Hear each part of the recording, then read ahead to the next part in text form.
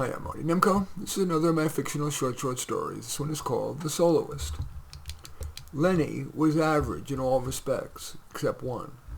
He usually preferred to be alone.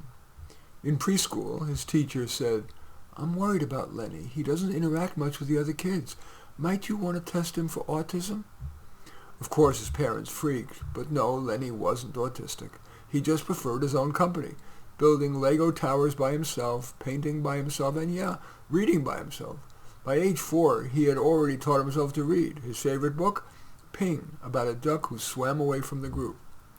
In elementary school, the school psychologist diagnosed him as having, quote, social anxiety disorder, and laid out a 3-page individualized education plan, IEP, detailing legally now required orders for Lenny, his teacher, schoolyard supervisors, and parents.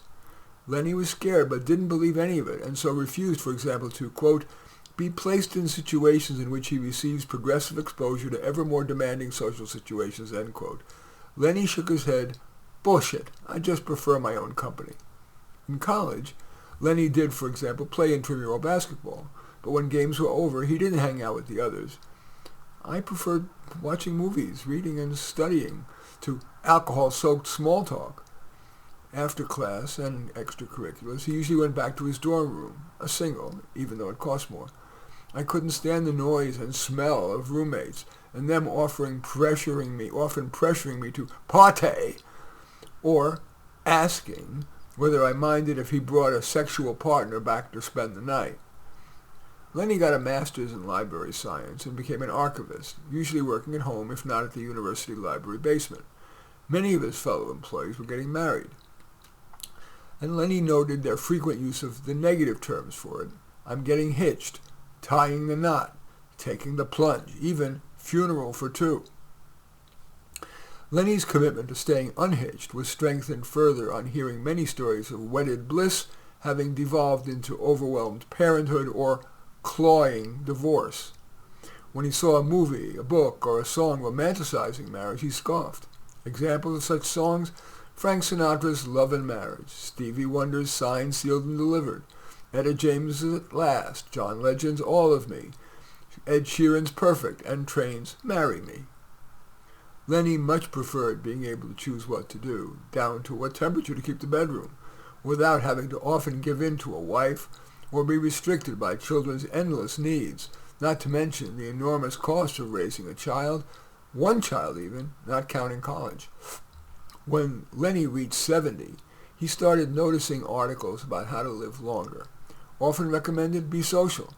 People with relationships live longer. Again, he scoffed.